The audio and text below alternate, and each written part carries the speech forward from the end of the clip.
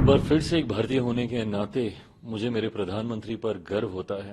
उस दिन जब मेरे प्रधानमंत्री जी ने अपने संबोधन में ही बोला कि आज की तारीख में जब भारत बोलता है तो दुनिया सुनती है, और हकीकत है। जिस तरीके से भारत प्रधानमंत्री जी के माध्यम से एक मजबूत पहचान को स्थापित करने में कामयाब रहा है, ये एक नए भारत की दिशा में, एक विकसित भारत की दिशा में भारत के मजबूत कदम है। हमारी आबादी, जो कई देश सोचते हैं कि संभवतः हमारी लायबिलिटी होगी, उसको कैसे हम लोग एसेट में कन्वर्ट करें, इस सोच के साथ हमारे प्रधानमंत्री आगे बढ़ रहे हैं। एक बार फिर से एक भारतीय होने के नाते मुझे मेरे प्रधानमंत्री पर गर्व होता है।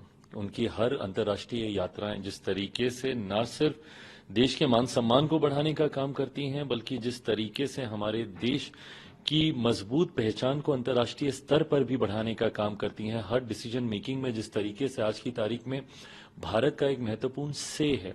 उस दिन जब मेरे प्रधानमंत्री जी ने अपने संबोधन में ही बोला कि आज की तारीख में जब भारत बोलता है तो दुनिया सुनती है, और हकीकत है। भारत जब आज की तारीख में बोलता है तो दुनिया सुनती है, क्योंकि भारत का वो कंट्रीब्यूशन अब रहा है हर क्षेत्र में।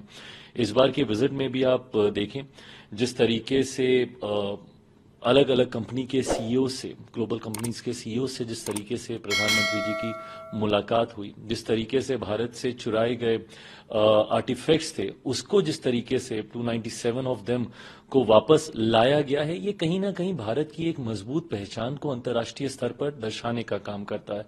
क्वाड समिट के लिए मेरे प्रधानमंत्री जी गए थे। क्वाड 4 देशों का ये समिट है, उसमें जिस तरीके से भारत की एक महत्वपूर्ण योगदान है। अलग अलग विषयों को लेकर चर्चा हुई, सर्वाइकल कैंसर को लेकर हो, आपने टेररिज्म का जिक्र किया, इन तमाम विषयों पर जिस तरीके से भारत प्रधानमंत्री जी के माध्यम से एक मजबूत पहचान को स्थापित करने में कामयाब रहा है, ये एक नए भारत की दिशा में, एक विकसित भारत की दिशा में भारत के मजबूत कदम है। और इसके लिए मैं पुनः मेरे प्रधानमंत्री आदरणीय नरेंद्र मोदी जी का धन्यवाद करता हूं, और उनको एक बार फिर से एक सफल यात्रा के लिए ढेर सारी बधाई, शुभकामनाएं। उन्होंने फिलिस्तीन प्रेसिडेंट से जो मुलाकात की है, गाजा में जो चीजें हो रही हैं, आपको लगता है वो कह भी रहे हैं कि हम सपोर्ट भी देंगे ताकि वहां पर शांति भी मेंटेन रहे?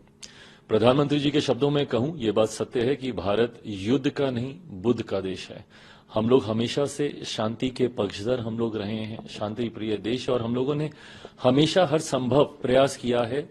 देश के, दुनिया के अलग अलग कोनों में कहीं पे भी अशांति होती है तो किस तरीके से वहां पे शांति स्थापित की जाए, मध्यस्थता हम लोग करने में अगर कहीं पे भी सफल रहे। मुझे लगता है बहुत कम राष्ट्र अध्यक्ष ऐसे होंगे जो दो अलग अलग युद्ध जिन देशों के बीच में चल रहा हो, दोनों के साथ उनके रिश्ते अच्छे रहे हों। जहां एक तरफ हमारे प्रधानमंत्री जी रशिया भी जाते हैं, तो वहीं दूसरी तरफ दोनों देशों के बीच में मध्यस्थता कराने का भी कार्य हमारे प्रधानमंत्री जी करते हैं। तो ऐसे में ये जो मुलाकात उनकी हुई है फलस्तीन के राष्ट्राध्यक्ष के साथ, ये पुनः हमारी सरकार, हमारे देश की उस सोच को दर्शाता है जहां पे हम लोग शांति के माध्यम से, चर्चा के माध्यम से, वार्तालाप के माध्यम से बड़ी से बड़ी समस्या का हल निकालने की संभावना ढूंढने का प्रयास करें। हम लोगों की आबादी आज की तारीख में हमारी ताकत है। हमारे प्रधानमंत्री जी की खूबसूरत सोच है कि उन्होंने आपदा तब को अवसर में बदलने का उन्होंने काम किया। कोरोना के दौरान जब दुनिया भर में पेंडेमिक था,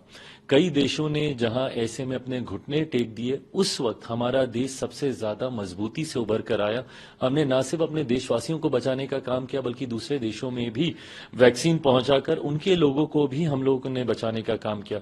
तो ऐसे में आज की तारीख में जो हमारी आबादी, जो कई देश सोचते हैं कि संभवतः हमारी लायबिलिटी होगी, उसको कैसे हम लोग एसेट में कन्वर्ट करें, इस सोच के साथ हमारे प्रधानमंत्री आगे बढ़ रहे हैं। अबंडेंस को कैसे हम लोग अपॉर्चुनिटी में क्रिएट करें, कैसे इसको अपनी ताकत हम लोग बनाएं, इस दिशा में हमारे प्रधानमंत्री जी अलग अलग नीतियों को लेकर आ रहे हैं। मैं फूड प्रोसेसिंग सेक्टर से मैं जुड़ा हुआ हूं, एक मंत्री होने के नाते मैं मानता हूं कि किसानों की एक बड़ी आबादी है हमारे देश में, और प्रधानमंत्री भी सोच सकते हैं कि आने वाले दिनों में हम वर्ल्ड फूड बास्केट बने, देश में ही नहीं बल्कि दुनिया से हम लोग भूखमरी को हम लोग हटाएं। इतनी क्षमता हमारे देश में है जो आबादी की वजह से ही आती है। तो ऐसे में कैसे हम लोग हर उस विषय को जो कि शायद दुनिया लायबिलिटी समझती हो, उसको हम अपॉर्चुनिटी में कैसे क्रिएट करें, ये आउट ऑफ बॉक्स सोच हमारे प्रधानमंत्री की हमेशा से रही है, और जिसका लाभ हमारे देश को पिछले 10 सालों में हुआ है। परिणाम स्वरूप तीसरी बार पुनः देश की जनता ने हम पे अपना विश्वास जताया, और इन्हीं नीतियों के साथ देश इस तीसरे कार्यकाल में प्रधानमंत्री जी के नेतृत्व में हमारी सरकार आगे बढ़ने का कार्य कर रही है। है।